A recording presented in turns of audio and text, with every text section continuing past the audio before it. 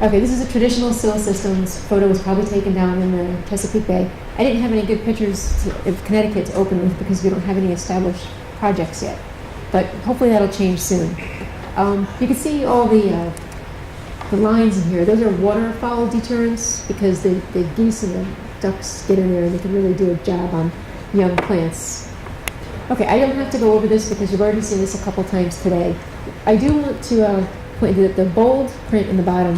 I do like that we have the structural features are a part of attenuating wave energy in the currents. They also break up ice, but a lot of the proposals that we see, people are like proposing concrete pavers. They're not actually attenuating the wave energy. They're really retaining the soil, and that's not part of what we want a living shoreline to be, a hybrid living shoreline. So this is a really boring picture, and I was thinking, well, this is the projects that we have done today, living shoreline projects below the coastal jurisdiction line. This doesn't include the ones upland, like the dune projects. And as I was working on the slide, I got a phone call, and I was talking with a consultant about a enforcement project that Kevin Zavoy had worked on in Bridgeport. And it kind of brought to my attention, well, Connecticut's been doing living shoreline projects for at least 35 years because of, for the reasons that Sue explained, our Connecticut Coastal Management Act doesn't allow hardened structures in many circumstances. So just out of working with Kevin, coming up with enforcement actions where unauthorized seawalls had to be removed. These are all vegetated slopes. And you really need to look at living shorelines on a spectrum. When our laws changed in 2012, we were able to allow hybrid, the structural solutions.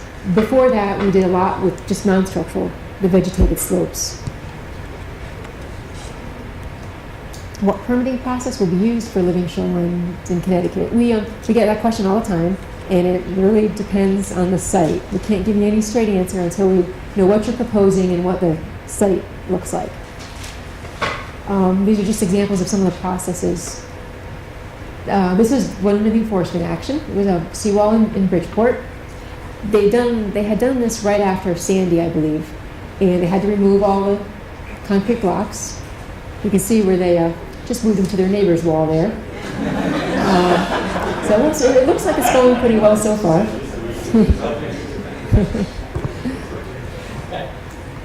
Okay, I'm going to go off on a little bit of a tangent here, but it is relevant to the site. This site here in Bridgeport. Now, I grew up right there on the Milford side.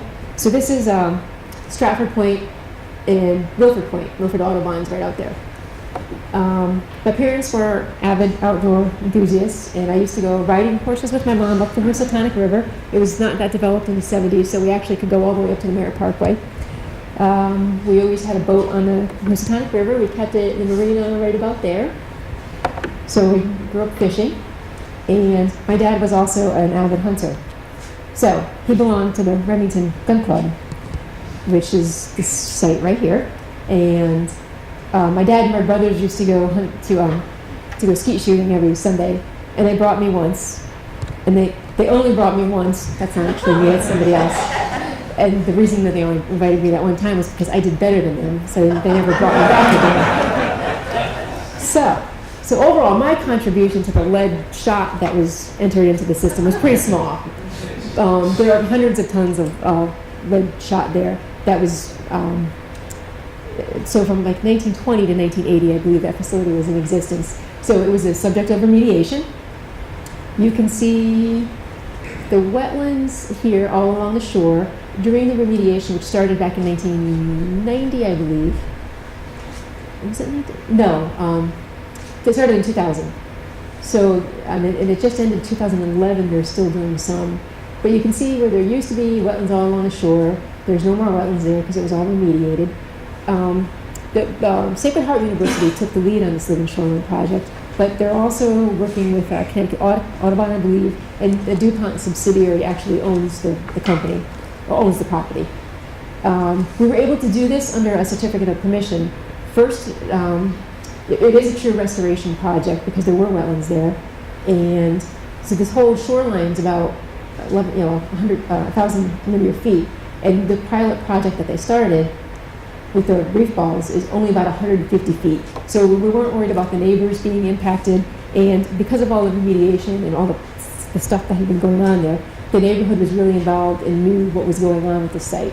And this was just on this past spring, about May, June, and they did do some wetland restoration behind it. They're collecting some great data on this site, and we hope to have Sacred Heart speak at some of the next workshop. One of their students actually just got an award for his presentation down in Maryland in November. They did some, they did a whole bunch of different kinds of presentations, but he was looking specifically at the sediment that's accumulating behind the reef balls, and it is already happening. So hopefully we'll get some good data and science from them. And they also, one of the other reasons that we were able to do this under a certificate of permission, they had done a lot of modeling and data analysis, so we were fairly confident that this project would work. We weren't as concerned about it working as it just not being a hazard to anybody else. You could see those white bags back there. That's from a failed dune restoration attempt. That happened just before, I don't remember if it was Sandy or Irene. They finished it. It didn't have much time to establish, and it just got wiped out in the storm. This is another enforcement action. It's a fairly quiet area. Part of the problem was that the owner had put down sand fill. When we discovered that, he had to take the sand fill out. So he really disrupted the shoreline, all of the vegetation along the shoreline, and it's been continuing to erode. Ice is a problem here, and that's it. So we're trying to come up with a living shoreline project that would work. The house is so far back it doesn't qualify for a structural solution. So the neighbor's tree right here came down in Sandy, and we kind of used that in our design. Not our design, I didn't actually design it, but so they just cut up the tree and brought it to the shoreline. And the hope here is that as the tree deteriorates, it's going to provide organic material for the vegetation to come in.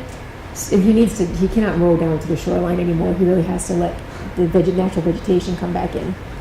So that was one idea. It's kind of an experiment, but hopefully it's going to work. This is another one. I'm working with Keith Nielsen on this site in pre-application phase, and the house is right up here at the edge of this bluff. It's a slowly eroding bluff, and ice is one of the factors contributing to the slow erosion. And again, if you look to nature, you can kind of see this is right up over here. There's a little cove, and these trees are in the cove there. And you can see inside here, there's leaves accumulating, there's other branches and stuff accumulating. And that's what you want with the living shoreline. You want a natural accumulation of material to stop the erosion. So what Keith came up with is maybe using some tree limbs, and then the root systems will kind of help to create and accrete sediment rather than letting that long-term erosion keep going. So if this does happen, we'll be excited to see if it works.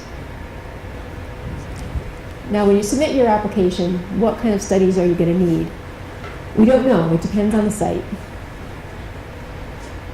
This is my attempt at being scholarly. This is off the internet, Kids Graph. If you're just proposing something simple like a vegetated slope, we can probably do it under a certificate of permission, which is our shorter 45-day process. And as you get more complicated, if you want to put reef balls in, if you want to put a sill in, that may push it towards a full permit, and we're going to ask for more information, like wind and wave analysis, sediment transport analysis.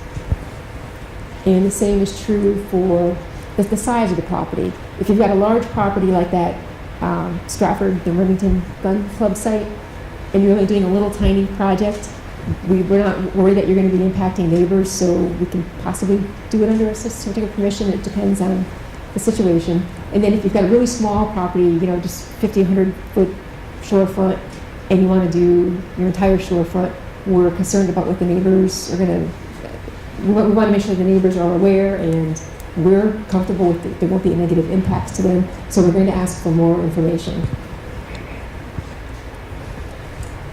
And the same is true for the shoreline complexity. If it's just one straight kind of habitat, if it's just a beach, or if it's all the tidal wetland where you want to do your work,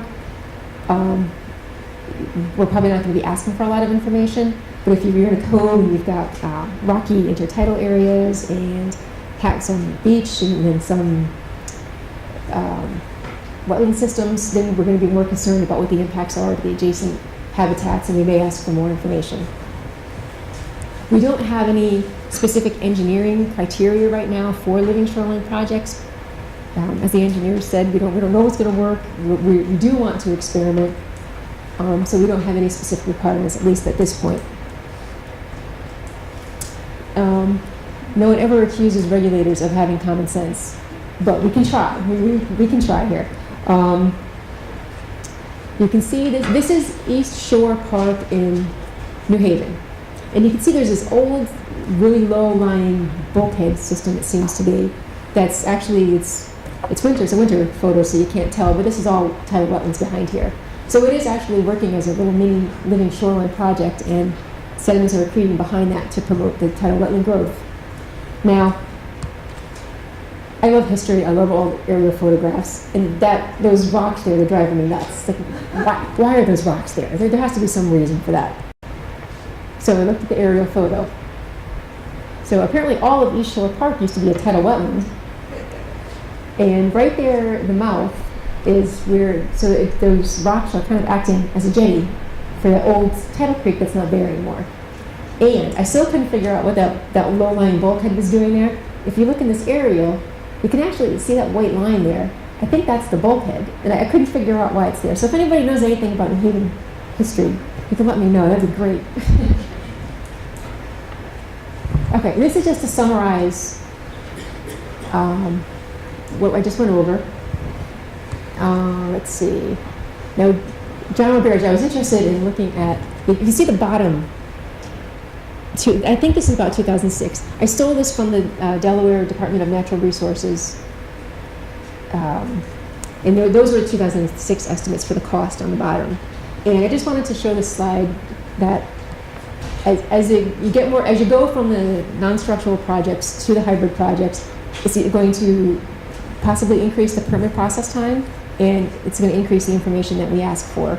And I wanted to remind everybody that structural projects are only going to work, or we can only allow those based on our laws for infrastructural facilities, including cemeteries, water-dependent uses, and pre-1990, if a house is built or a structure built before 1995, we can allow the bulkheads and the seawalls.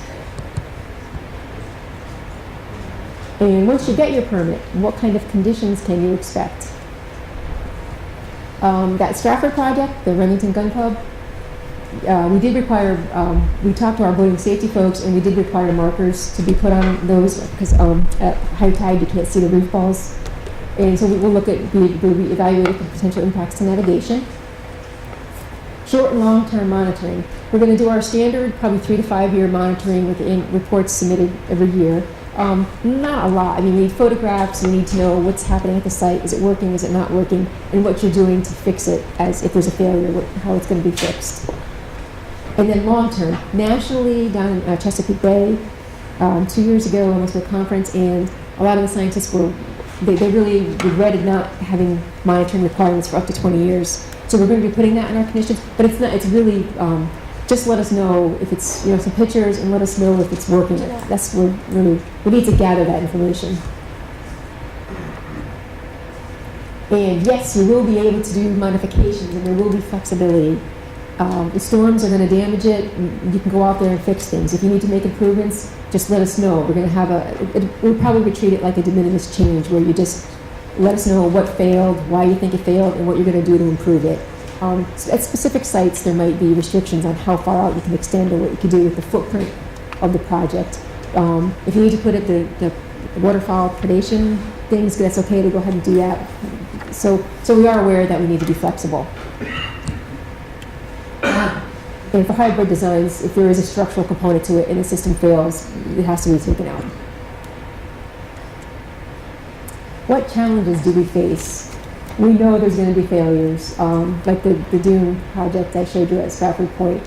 If things don't have time to establish before a major storm hits, that's bad. And that's unfortunately what happened with the Fenwick project as well, our dune restoration project. We need to manage expectations. This is a oyster reef project down in the Gulf, and they are doing miles and miles of these oyster reefs. It's kind of like a breakwater out in front of the marsh, so that the marsh doesn't erode anymore. Connecticut never had this, and we probably never will. I don't think it's likely we could authorize such structures. And if you do have any kind of aquaculture ideas, the first thing we're going to do is send you to the Department of Agriculture Bureau of Aquaculture and have you talk to them. They're very protective of the amazing shellfish resource that we have. And this is a learning process for everyone. We're going to make people unhappy. I think Azure can attest to that.